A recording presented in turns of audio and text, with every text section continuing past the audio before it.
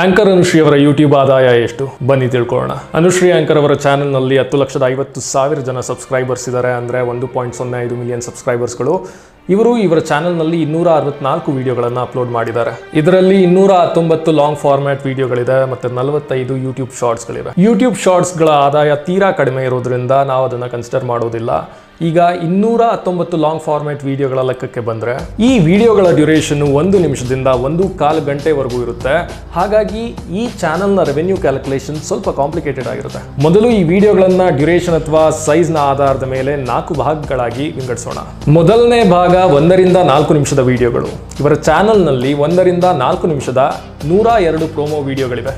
ಈ ವಿಡಿಯೋಗಳಿಂದ ಇವರಿಗೆ 10.66 ಮಿಲಿಯನ್ ವೀಕ್ಷಣೆ ಸಿಕ್ಕಿದೆ.